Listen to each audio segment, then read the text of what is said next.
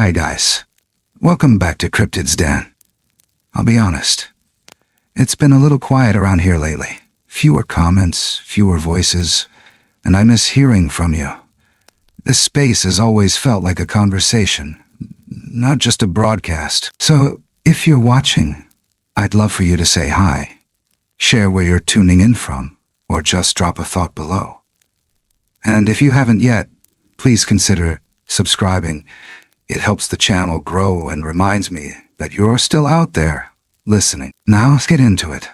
They say some things are just legends, but legends don't look you in the eye. The letter came with no return address, just a place. Lolo Forest, Montana. I hadn't heard that name in decades. Not since Caleb and I built our teepee beneath the ancient pines. Not since we listened to whispers in the dark that no child should ever hear.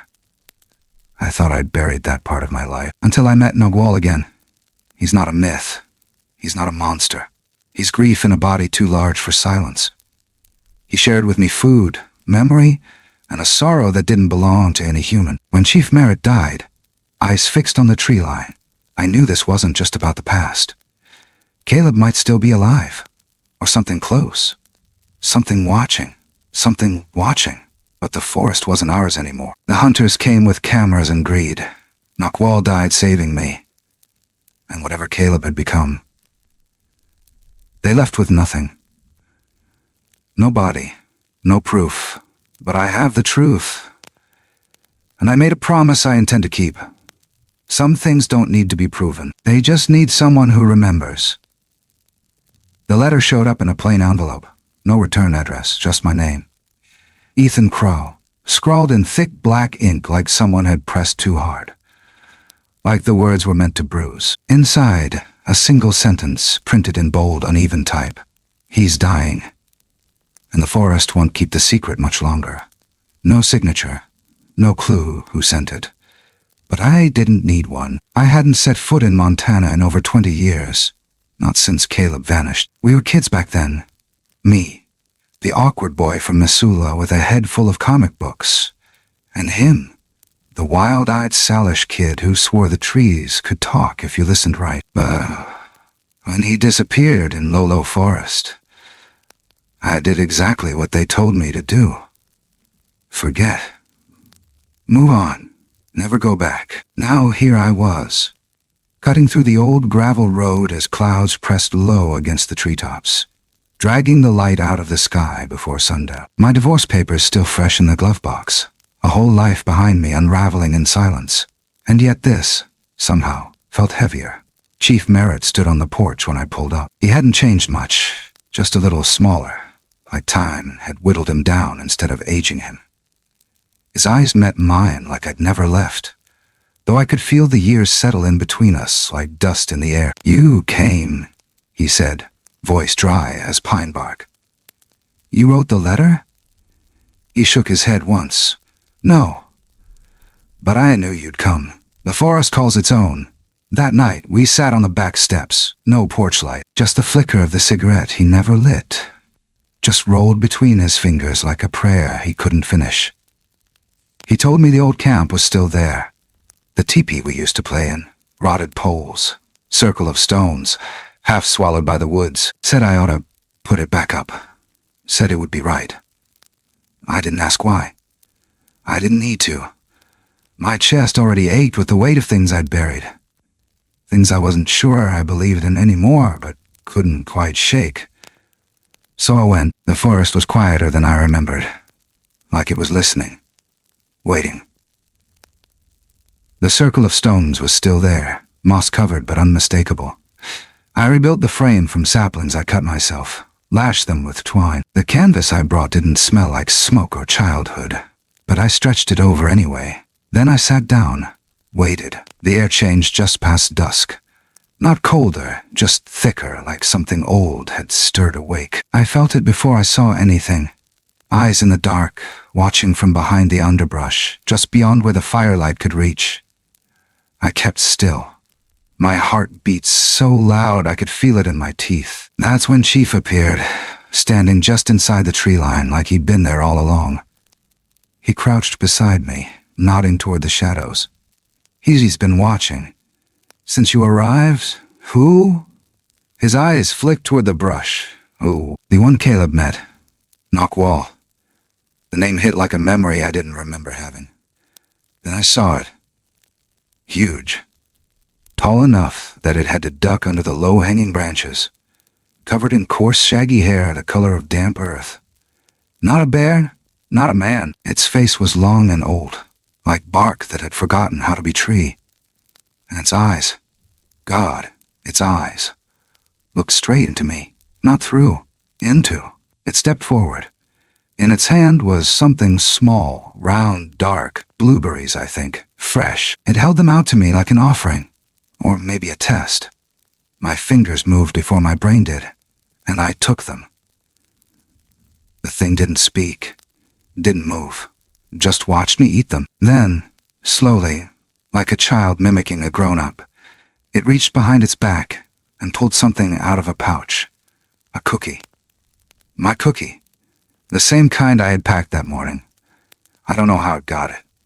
I don't know when, but it sat down, cross-legged, and started nibbling at the cookie with a gentleness that didn't make sense for a creature that size. It looked so human, like a lost boy in the body of something ancient, like a piece of time that didn't know where it belonged. My throat tightened.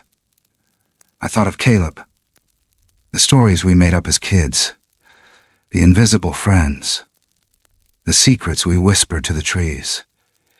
"You saw him?" I asked, my voice barely breath. Chief didn't answer. I turned to look at him, but he was gone. Only the fire crackled. Only the forest breathed. Knockwall stayed a little longer. Just long enough for the cookie to disappear. Just long enough for me to believe this wasn't some dream cooked up by a broken man. Then it stood. Its hand brushed the frame of the teepee as it left. Gentle, deliberate, like it was blessing it, or maybe saying goodbye. And then the forest took it back. I stayed there a long time, sitting by the fire that didn't warm me anymore. And in the silence, in that stretch of breathless dark, I realized something that shook me to my bones. This place, it never really let us go. We only thought we'd left. It started with a sound I hadn't heard since I was a boy. Not wind, not owls, not the quiet hiss of firewood burning low in the pit. It was the kind of sound that doesn't belong to anything you can name. The kind that tears through branches and sinks into your spine. I'd barely closed my eyes in the teepee when it hit. Sharp, broken, a crack like a tree, snapping in half followed by a deep, bone-shaking bellow that didn't echo like a bear's roar. It swallowed the air around it instead. I sat bolt upright. My hands trembled against the cool canvas as I fumbled for the flashlight. But the batteries had already died. Of course they had. Outside, something brushed against the side of the teepee. Deliberate, slow. Not claws, not a paw, fingers. And then a whistle. High, almost human, but not quite. It moved, circling. Then came the scratching. Not wild, not frantic, measured, curious. My pulse roared in my ears. I held my breath as a shadow passed. Just inches from where my head was pressed against the canvas, I could see the silhouette through the thin fabric. Tall, bent forward, arms too long, moving with a patience that only comes from something that knows you can't outrun it. I scrambled out, barefoot, still half inside my sleeping bag, and ran straight to the truck. I don't even remember grabbing the keys, but I must have, because the second I slammed the door shut, I locked it. My chest heaved. My breath fogged the windshield. Then it stepped into view. Knockwall? But not like before. Not calm. Not offering fruit. This time he was angry. No. Angrier than I thought he could be. His chest heaved like a furnace, and he slammed both fists against it, shaking loose, a low, guttural growl that didn't rise. It sank, like thunder falling in reverse. He stared at me through the glass, not like a beast. His eyes glowed red, not metaphorically, literally. a dull burn behind layers of fur and shadow, like coal beneath ash. Then he raised one hand and brought it down hard onto the hood. The truck rocked. The windshield cracked down the middle, like ice splitting on a frozen lake, and then he was gone. Just like that. Back into the woods, like the night had swallowed him whole. I didn't sleep. When the sun finally cracked through the clouds, pale and reluctant, I drove straight back to Chief Merritt's place. The front door was half open. That wasn't right. He was always careful. Always shut it tight. Always checked twice. I pushed it open with my elbow and called out. Silence. Then I saw him. In his old armchair, body stiff, head tilted toward the window. Eyes still open. Pale. Too pale. His skin looked almost powdered, like all the color had drained out of him in the night. He died facing the woods. There was no sign of a struggle. No blood. No broken furniture or spilled tea, or anything you'd expect from a man being taken by force. Just peace and cold. So damn cold. I had touched his shoulder, and it was like stone. But the strangest thing, what chilled me more than anything, was what I found on the porch. Footprints. Big. Wet. Not boot prints. Not barefoot either. Something in between. Like the foot was too wide, too long, and too deep. The prints went right the steps, right to the door, then disappeared. Nothing leading away. I checked the inside floors. Same thing. Giant wet prints through the living room, around the chair, then back out like he came here. Not to kill him, not to hurt him, but to say goodbye. I got a rag. I wiped them away. Every single one. Something about them felt too vulnerable, too exposed. I didn't want questions I couldn't answer. I didn't want someone trying to explain this with science or superstition. And more than that, I didn't want Knockwall hunted for this. The cops came, of course. I called them. Told them I found my friend's grandfather dead in his chair. Natural causes. No signs of foul play. They asked questions. I lied with a flat voice and empty eyes, the way grief sometimes lets you. But then something strange happened. When they tried to locate next of kin, there was nothing. No Caleb Crow, no record, no social security, no school, not even a birth certificate. It was like the kid I knew never existed. They asked me how long it had been since I'd seen him. I said 20 years. They looked at me like I'd made him up, like I was the one who'd been out in the woods too long. That night, we held a small memorial. Just me, a few neighbors, and the forest watching us from a distance. They let me speak. I said what people say, that he was wise, kind, that he taught me things I hadn't even realized were lessons until years later. And I meant it. Every word. But I kept looking at the tree line, because I knew something was out there. Not watching the service, not listening, just being. And then I saw it, a figure, tall, still, half behind a tree. I didn't move, didn't point, didn't speak. It didn't move either. We just looked at each other, and I swear, for just a moment, I could feel the memory of a fire crackling somewhere deep in the woods. Could feel the ache of a friendship that never had a chance to grow old. Could feel the sorrow of something ancient and lonely. Then the wind shifted. The trees swayed, and the shape was gone. But I didn't leave. Not yet. Not with that sound still ringing in my ears. Not with the forest breathing so low it felt like it was holding its breath for what came next. It was early when I got back to the camp. The fog hadn't lifted yet, and the trees looked like ghosts stretching into the sky. Everything felt heavier that morning. Not just grief. Something more primitive. The kind of weight that settles in your chest before your brain catches up. I stepped over the stones that framed the old fire pit, and immediately felt it. Like someone had been there. Recently. Not an animal, not wind. Something intentional. A shift in the way the space breathed. The teepee was still standing. but the canvas hung just a little looser. The twine on one side had been retied, not the way I had done it. The knots were tighter, more symmetrical. I stepped inside, heart thudding in a dull, tired rhythm. The air was cold and still. Then I saw it. On the inside wall, smeared in black charcoal, 3 figures, crude but clear. The first was big, towering over the others, long arms, small head, wide feet. The second, smaller, rounder, almost childlike. The last figure stood apart, just enough to make the distance feel deliberate. Upright, thin, human. And beneath the drawing, etched in sharp, deliberate lines, were words I didn't understand until I said them out loud. Salish, Kratogan dadi makong trong, Eli, the one who left but didn't come back. I couldn't move for a long. My mouth was dry.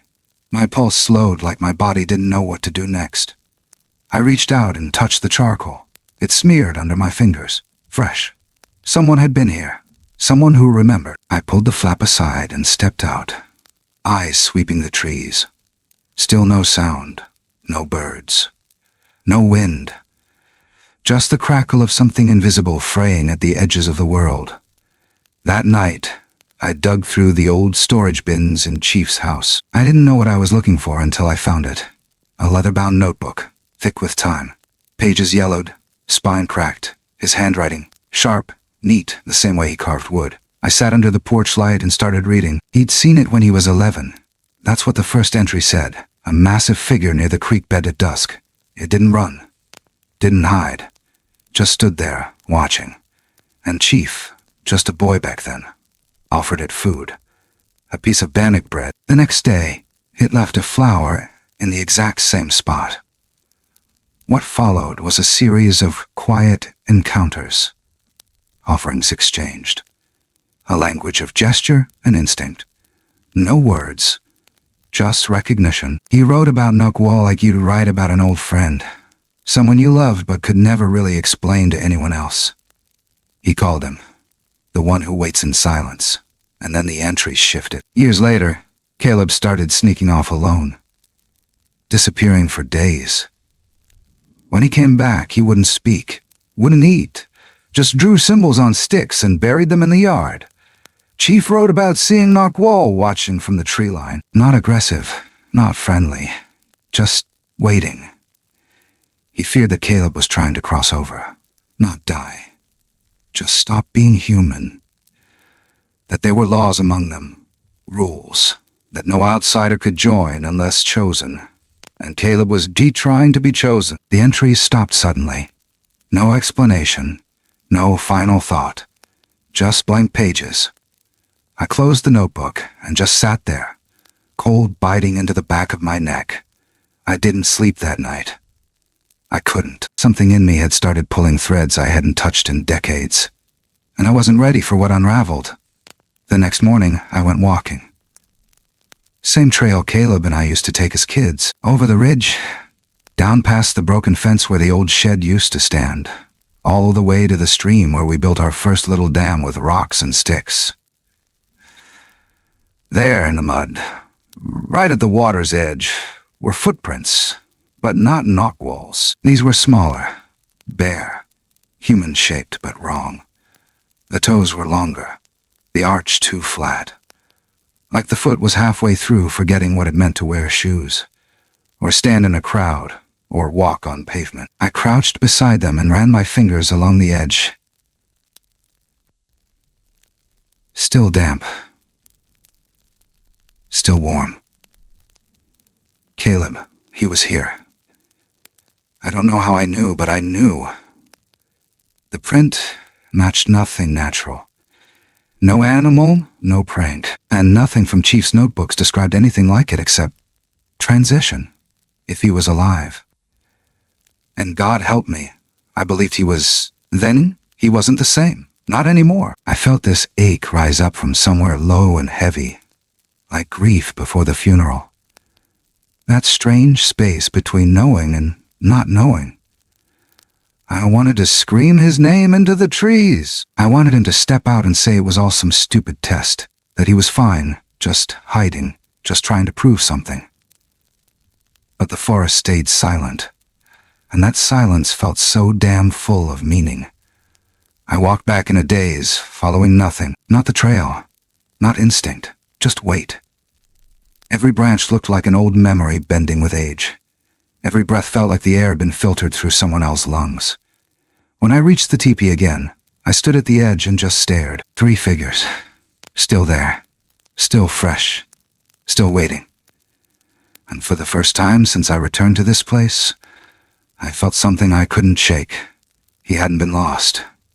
He'd been choosing to stay, choosing to become something else. And that choice had cost him his name, his record, his place in the world. But maybe it gave him something else. Something we couldn't understand. Something the rest of us were never meant to follow. It started with a shadow. Or maybe not a shadow. Maybe just the way light moved differently that morning.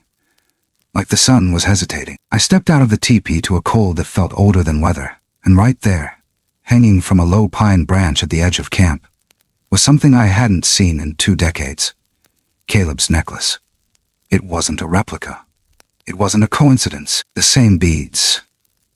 The same animal teeth. The tiny obsidian chip I'd helped him press into the leather cord when we were kids. It was frayed, weathered, but still whole. And worse, it was tied with strands of what looked like animal hair. Dark, matted, twisted in the wind like it had been hung not as a gift, but as a sign. My breath caught. I didn't touch it. I didn't have to. I knew what it meant. Someone, or something, wanted me to follow. So I did. The forest pulled me in.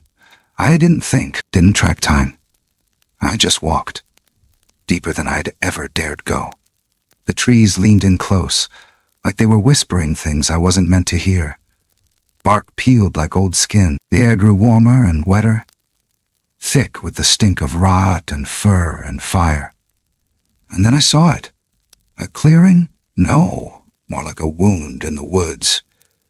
The trees were snapped, not chopped. Torn down like matchsticks and left in crisscrossed piles. Some still oozed sap. There were stones stacked in strange shapes. Burnt logs, embers still glowing. Animal bones arranged in a perfect ring. Not thrown, not scattered. Placed intentionally. I stepped carefully. The ground was soft, spongy, covered in moss and ash. Every breath felt like I was inhaling something ancient, something that remembered more than it should. Then I heard it. My name.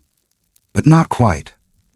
It was his voice, Caleb's, but lower, rougher, like it had been stretched thin across too many years. It came from the tree line just beyond sight. Don't go any farther. It didn't sound like a warning. It sounded like a plea. I turned toward the voice, but there was nothing there. Just the trees swaying ever so slightly. I took 1 step, maybe 2, before the ground gave out beneath me. I didn't even have time to scream. I hit hard. Mud, rocks. My shoulder cracked against something sharp, and I slid a few feet into a shallow ravine, slick with moss, and the smell of something that had died not long ago. My flashlight flickered in my pocket, barely working, but enough to show me what was in front of me. A shape, crawling on all fours. Pale skin stretched over a frame too lean to be animal, too off to be human. Long arms, bent knees, hair in patches, fingernails like claws, but not sharp. More like cracked stone. And then it raised its head. Caleb, what was left of him. His eyes were the same. Still him. Still brown. Still holding that same haunted weight he carried even as a kid. But the rest wasn't. His jaw moved like it didn't remember how to speak. He looked at me like he wanted to say everything and couldn't say a word. His chest heaved, and I could see scars. Deep. Long. Some fresh. Some old. Some that looked like teeth marks. I said his name. He flinched. Tried to rise. Tried to stand like a man, but he couldn't. His body shook and fell forward again, back to the ground like it belonged there now.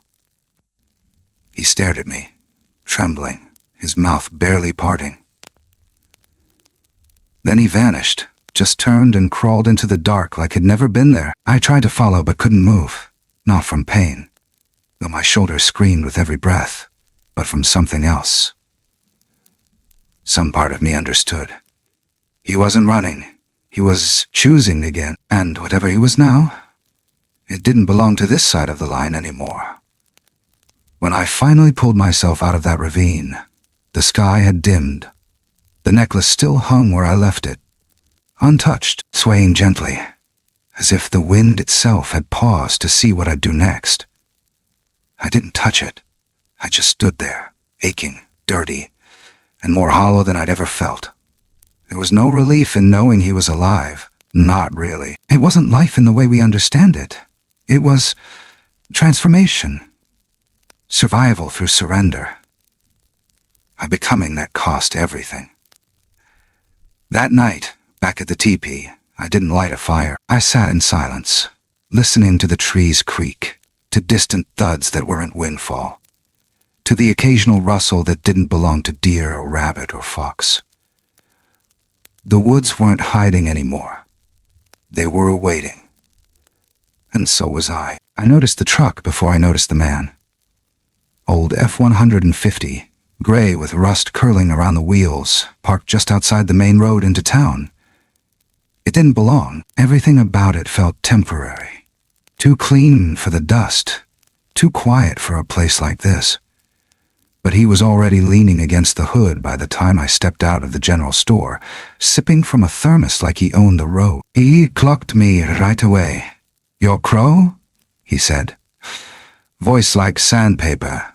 Too casual to be casual. I nodded, slower than I meant to. Something in his stare made my skin itch. "Name's Randall, just passing through. Heard there's been activity out here." He smiled, but it didn't touch his eyes. I study rare wildlife phenomena. I didn't answer. He stepped closer. Something clipped to his belt, hidden beneath his coat. Not binoculars, holster. He squinted. "You seen anything unusual? Big tracks? Strange howls? Something large?" The way he said large didn't sit right. Too eager, too rehearsed. I shook my head. "Just owls and the occasional raccoon." He laughed. I shook my head. That's what they always say. That night, posters started going up at the gas station. Missing dogs, strange sounds in the trees, local reports of aggressive fauna. They weren't handwritten. They were printed, glossy, with a phone number that wasn't local. No one in town recognized the area code. By morning, a small crew had moved in. 3 men in canvas jackets with equipment they didn't explain. One of them carried what looked like a parabolic mic. Another had a drone. Randall was always just a few steps behind them, smiling, watching. I knew what they were doing. And I knew who they were really looking for. I drove out to the trail that led toward the teepee, heart pounding, hoping they hadn't found it yet. Or worse, had found him. But the forest held its silence. Still, I couldn't shake the feeling I was being watched, not from the trees, but from inside town. Whispers started. Sheriff Jenkins pulled me aside in the post office and asked if I'd noticed strangers poking around near the reservation land. I told him no.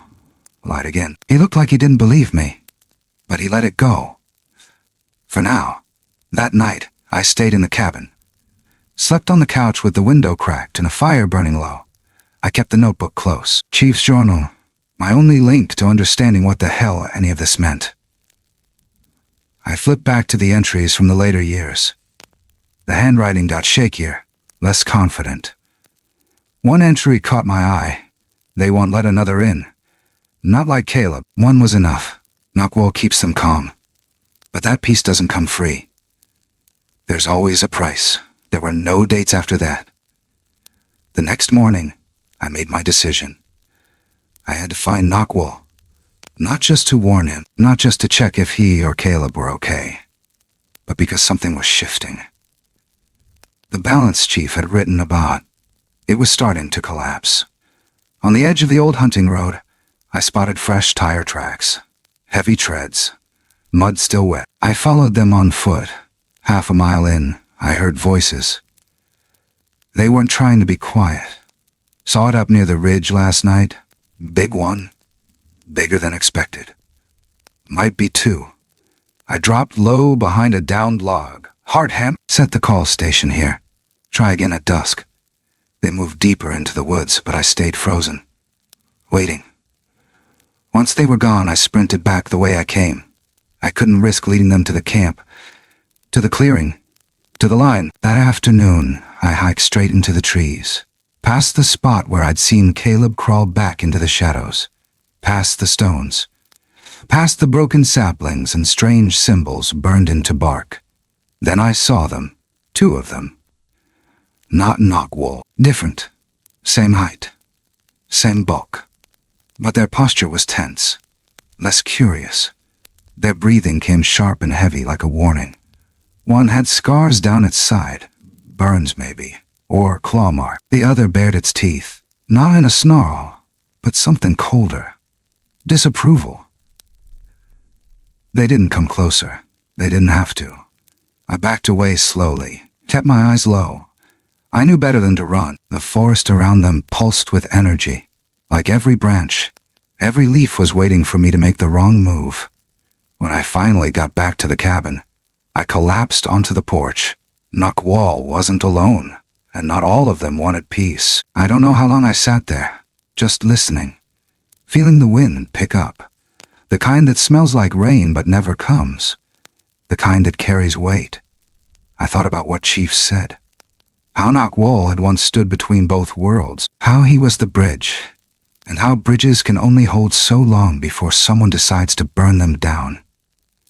That night, as I stared into the fire, I remembered the way Caleb looked that day in the ravine. How his eyes held a kind of sorrow that didn't belong to a boy or a beast, but to something stuck in between. Trapped by choice. I didn't sleep. I couldn't. Not with the forest stretching its limbs, not with men moving through it with guns and lies and reasons to forget that some things were never meant to be captured. The fire popped. The wind pushed against the cabin, and deep in the woods, far off, something answered, low, rhythmic, like a warning wrapped in grief.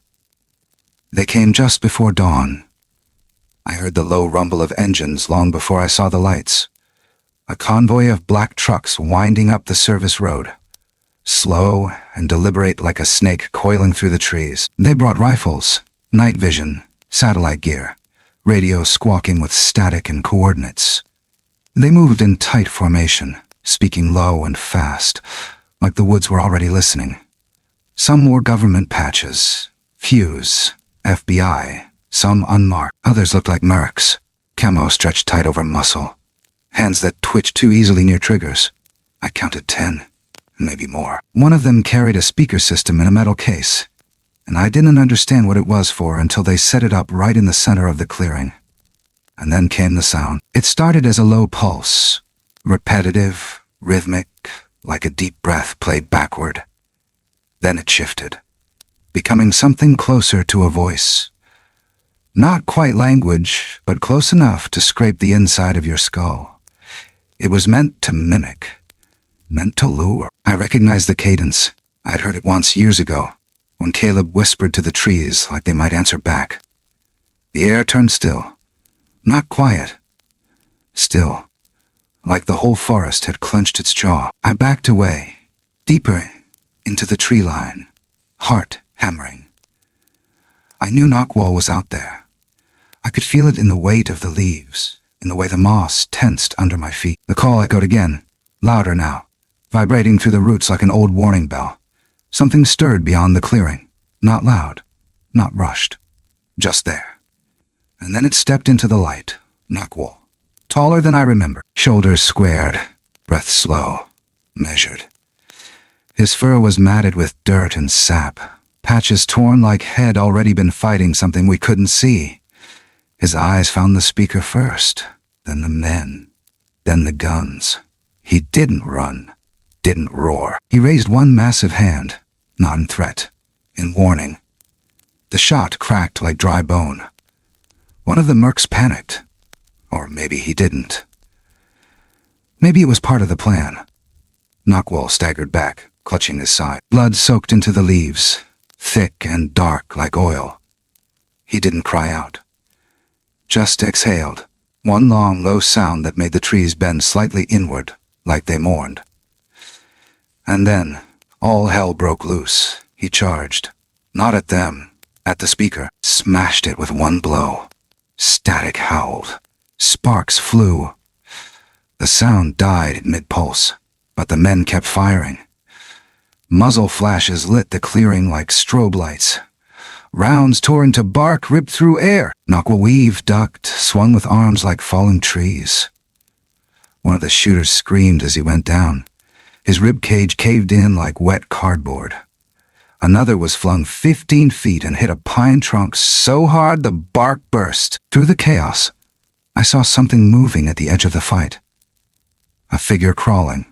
Low, quick, too smooth to be human. Caleb. He was shielding himself behind a log, body twitching in pain, or panic, or both. His limbs moved wrong, not like a man, not like an animal.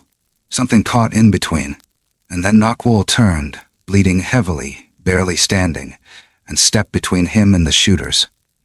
He didn't look at me. He didn't look at them. He looked at Caleb like a father, like a farewell. Then he roared, deep and long and shattering. He grabbed 2 saplings, tore them from the ground, and brought them down like clubs. The forest erupted in splinters. One of the shooters vanished under a wave of roots and earth as Knockwall crashed forward. Unstoppable, unrelenting. They tried to retreat. They didn't make it. He slammed his body into a dead oak, already cracked and leaning, and brought it down with a crash that shook the ground. The tree crushed the last of the men, silencing the gunfire. And then he collapsed, right there, on top of the ruin. One arm curled around Caleb, like even in death he was still guarding him. I ran to them. Caleb had dragged himself partway out from under Knockwall's arm, his face smeared with blood that wasn't his. He looked up at me, those eyes, half memory, half stranger. And then he lowered his head to Knockwall's chest and didn't move. I knelt beside them. Knockwall's breathing was shallow.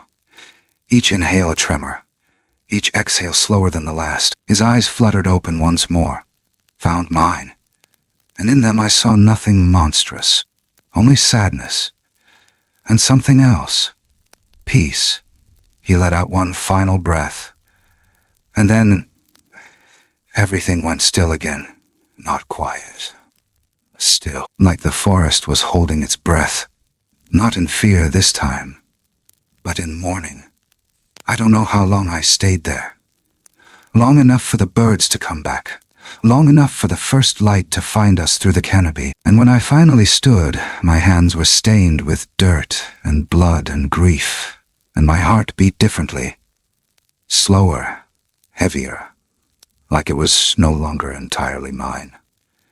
Somewhere deep in those woods, a guardian had fallen, and something in the balance had shifted. After the clearing went quiet, the forest didn't rush to reclaim it. It just waited. There were no birds, no insects, no wind brushing the branches above me. The kind of silence that doesn't comfort. It condemns. I stood there long after Knockwall's final breath, long after Caleb disappeared back into whatever darkness still accepted him. The forest didn't seem to know how to move forward, and neither did I. The officials came later that day. Helicopters slicing low across the treetops, radios crackling with clipped orders, men in Kevlar combing the ground like they expected a massacre and couldn't find a single damn thing to prove it happened. And they didn't. No bodies, no blood, no shattered tech, no bullet casings, not even tire tracks from the trucks that brought them here. like the forest had swallowed the whole thing overnight and left only pine needles behind. They found me sitting near the edge of the clearing, legs muddy, shirt soaked in sweat, eyes too tired to lie. I didn't say much. Didn't have to. One of the agents, plain clothes, clean cut, clipboard in hand, asked me what I had seen. I said I heard gunfire and came to help. Said I didn't get close enough to see faces. Said it was probably poachers, maybe wolves. He watched me for a long time. Pen paused mid-air like he wanted me to say the thing we both knew he couldn't write down. Then he nodded once and moved on. They questioned me for hours, brought in a second team, took me down to Missoula and ran a full psych eval. I passed, just barely, enough to walk away, but not enough to forget. They let me go. Told me to stay out of the woods, told me the area was under environmental review. There had been no confirmed deaths, no reports filed. Told me officially that nothing had happened. But it had. And it hadn't gone unnoticed. When I got back to Chief Merritt's place, the door was still open. Exactly how I'd left it the day he died. No one had bothered to clean it out. No one wanted to touch the house of a man who lived too close to things most people preferred didn't exist. The sun was starting to fall behind the ridgeline when I noticed it, carved into the wood of the front door. A symbol I hadn't seen before. Fresh, precise, but old in meaning. I ran my hand across it. The edges were rough, just beginning to splinter. Salish. The phrase translated loosely to, each generation, a watcher remains. It stopped me cold. Because I knew what it meant. I wasn't just someone who came back to the woods. Later that night, I returned to the trail one last time. Not to look for Caleb. Not really. I think some part of me already knew he wasn't Caleb anymore, but I had to see it. To make sure I hadn't imagined it all. The trees closed around me as I moved deeper, each step softer than the last. The forest no longer felt threatening. It felt aware. Like it had acknowledged me in some quiet, aching way. Like it had accepted that something irreversible had happened. And now it had to adapt. The fire pit we built as kids was still there, covered in moss. Rocks sunken. Barely a ring anymore. I knelt down and brushed away the dirt from one of the stones. A faint mark, faded, almost gone. Still remained from the time we'd painted our initials there with coal and spit. And then I felt him, not heard, felt. Like a shift in pressure, like the trees all leaned just slightly in one direction. I turned. He stood at the edge of the clearing, half in shadow, half in moonlight. Hair longer, limbs broader. His frame moved differently now. Spine curved like it had adjusted to running on all fours. But it was him. Caleb. His eyes met mine. He didn't speak. He didn't need to. I could see it. In the set of his jaw, in the slow, deliberate way, he stepped closer, then stopped. He was part of this place now. Not a visitor. Not an outsider trying to join. He'd crossed the line. There was no hatred in him. No shame. Only a quiet understanding, like he had become the breath between branches. A part of the rhythm of the forest. A new watcher. The one who would protect what Nok Wall once did. The one who would keep balance when the rest of us came crashing in with our noise and guns and ignorance. We didn't say goodbye. We didn't wave. We just saw each other. And then he was gone, melted back into the trees without a sound, leaving only the stillness behind him. I stood there until the cold reached my bones, until the moonlight faded behind clouds, until I no longer felt watched. The air felt thinner after that, like something sacred had slipped past me and into the soil. And for the first time in a long while, I didn't feel like I was trespassing. I felt like I'd been seen, acknowledged, and maybe even trusted. The morning I left, the forest was quieter than I'd ever heard it. Not empty, just hushed, like it was holding something in its lungs. I walked alone, one last time, carrying only what mattered. The pendant Chief Merritt used to wear, Caleb's favorite sugar cookies wrapped in cloth, a small handful of wild huckleberries I found near the trail where we first camped as boys. No ceremony. No fire. Just a circle of trees that had seen everything and would outlive us all. I buried the items at the base of an old pine. Its bark was scorched on one side, as if lightning had kissed it long ago, but the tree survived anyway. I dug slow, bare-handed, until the soil was deep enough to tuck it all away. A gesture. A promise. Not for the dead, but for whatever was still out there keeping watch. I didn't speak. Words would felt too small. When I stood, I pressed one hand against the trunk. The wood was cold, sapless, but alive. Behind me, the teepee still stood, barely, sagging like lungs that no longer had breath. The canvas was torn in two places, one side flapping softly in the wind. I didn't take it down. It felt wrong to destroy something that had been a part of all this. It had watched me change. It had stood through everything, even when I couldn't. I walked away, didn't look back. As I reached the edge of the clearing, I felt it before I saw it. The shift in the air. The way the light dipped, almost silver, even though the sun had barely crested the ridgeline. I turned. There, above the trees, just for a second, was a shape. Massive. Still. Outlined in mist and cloud and morning light. Not walking, not moving, just watching. I didn't blink. Didn't breathe. It wasn't Knockwall. Not exactly. It wasn't Caleb either. What I saw that morning felt more like a memory folded into sky. A silhouette too large for the trees to contain, standing like a guardian etched into fog. And then the wind moved, and the shape went with it, folding into the branches. The light, the day, gone, but not gone. I stood there a long time, not in fear, not even in awe, just understanding. Some things, they don't disappear, they shift. They dissolve into the cracks between what we know and what we've forgotten. And every now and then, when the light bends just right or the woods go quiet, you can feel them again, just enough to remind you that maybe they were never meant to be seen in full. Only felt, only believed. I made it back to the cabin just as the first snowfall started, early for the season. But somehow, it felt right. I locked the door behind me, poured the last of the coffee, and sat by the window as the sky turned soft with flurries. I watched the wind pull through the trees, tugging at the branches like old memories being stirred back to life. The floor creaked beneath me, like the house still remembered Chief's weight, his voice, his patience. Before I left, I carved one more mark into the doorframe. Same place where the last one was etched. Not a name, not initials, just a symbol. Same one I saw that night after the agents left. One generation, one guardian. That was enough. Not for credit, not for legacy, but for continuity, for balance. I packed up that evening. Left the cabin as it was, untouched, unsettled. I knew someone else would come. Maybe not soon. Maybe not even in my lifetime. But someday, another person would hear the trees whisper and feel the pull in their chest and come back looking for something they couldn't explain. When they did, maybe they'd find what I did. Or maybe they'd find something new. Either way, the woods would remember. That's what matters.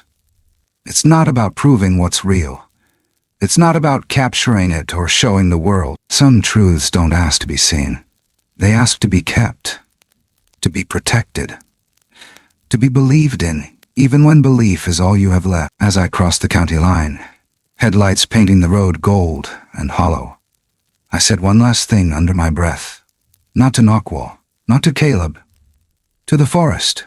You kept your promise, and I will too. Sometimes, the deepest truths aren't the ones that ask to be proven. They're the ones that ask to be carried. Through silence, through memory, through the quiet spaces between what we understand and what we only feel. There are places in this world where the wild still remembers what the rest of us have forgotten. That not everything is meant to be tamed, explained, or exposed. Some things are sacred precisely because they remain unseen. This wasn't a story about monsters, or myths, or the fear of the unknown. It was a story about connection, about loss, about what happens when we let go of control and finally listen, really listen, to the land, to each other, to the parts of ourselves we buried long ago because they didn't quite fit into the lives we were told to live.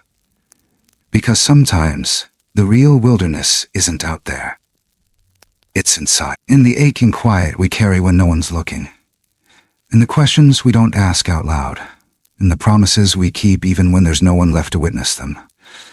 This story reminds us that there's a fine line between remembering and becoming, that grief can evolve into something greater, that silence can hold more love than words ever could, and that no matter how far we stray, some places are always waiting, not to punish, not to haunt, but to remind us who we were and who we might still be. So, if something in the story stayed with you, a feeling, a breath, a quiet recognition, maybe that's enough. Maybe stories like this aren't meant to give answers. Maybe they're meant to open doors inside us that we forgot were there. Thank you for walking this path with me, for listening in the dark, and for honoring the spaces where truth and mystery intertwine.